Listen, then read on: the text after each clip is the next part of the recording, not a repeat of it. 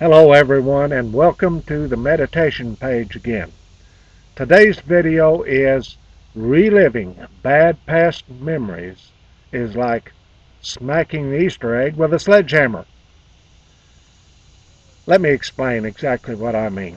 If you've been looking around on my blog very long and watching other videos, you'll recognize this familiar principle right here. It's a seesaw between the rare gases and all of the matter in space.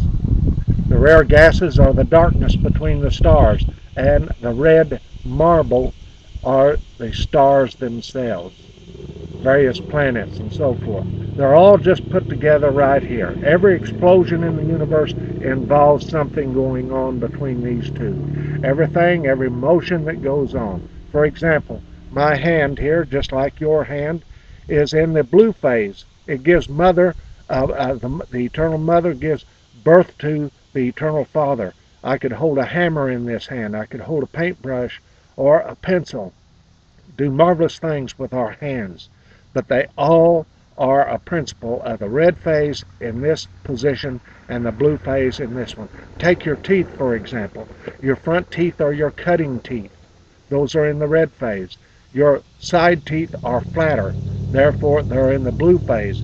They give birth to nutrition for your body. Without chewing the apple up, the apple would be very, very bad for your body. Now, let's get down to what we mean by bad past memories and smacking the Easter egg with a sledgehammer. First of all, when you put the Easter egg on the counter and you smack it with a sledgehammer, you are smacking it with the red phase. Too much heat, too much action, too much motion, too much get out there and get it without thinking. Thinking is in the blue phase. Now, on the other hand, if we take another Easter egg that we want to peel and eat, and that Easter egg, instead of smacking it with a sledgehammer, we set it on the counter and hope and pray and wish that the shell were off of it. Well, guess what's going to happen then? The blue phase is it's too much mother. Mother is closer to stillness. She's not quite still, but she's closer to stillness, which is the fulcrum right here, than the father, which is all motion. High speed is here with the father. Heat is with the father. Now, your intelligence is not in your brain. Your brain is also the red and blue phase. The red is your logic, the blue is your creativity, but they both have to go back to stillness, and that stillness is where your intelligent light is, right here. Now, when it comes to bad past memories, we have patterns. These waves that go continuously is the eternal mother and father. That is the definition of the eternity, is the mother and father of this motion gives birth to the mother and father of the next motion. It is a continuously sexual relationship. You've heard of the eternal Big Bang that created everything?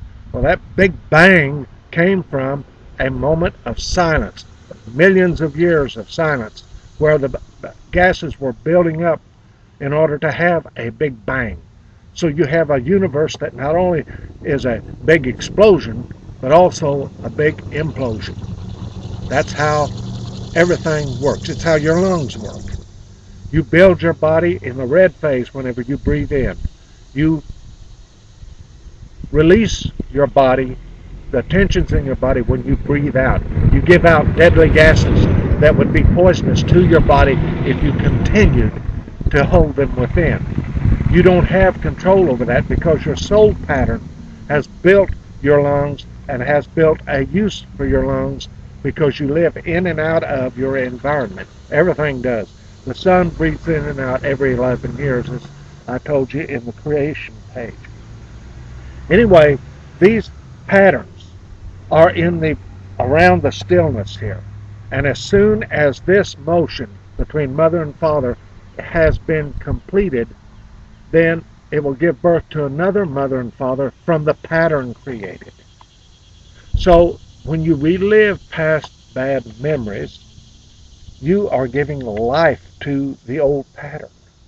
The emotions involved in that old pattern return, and they hurt the brain cells and blood cells of your body. They actually make you older and shorten your life. So what do? Resist making bad memories, and that we've all had them. We've all had unbalanced conditions and experiences in our lives. Yeah, that's a good thing. That's a good idea. Don't see an orange elephant with a big bright red apple on its back. Don't see that. Don't see an orange elephant with a bright red apple on its back. What do you see now? Oh, you see the orange elephant with a red apple on its back, right? Okay, the way you do this is you need meditation, and once you begin to discover the light within this wonderful point of stillness, this wonderful place, you will begin to relive your life. And when you remember those past memories, you can nullify their negative effects on your body because you can understand why. Just why did that happen? You can understand because you know the principle here. Meditation will teach you how to give birth to new patterns that are wonderful for your life. You will have a wonderful, inspiring experience. It's what we call TL. T/L is touch and linger in the light. You touch the light and linger there. Linger there, listening to the wordless inspiration, the ecstatic flashes that God gives you in any given situation. Any activity can be taken to God instantly.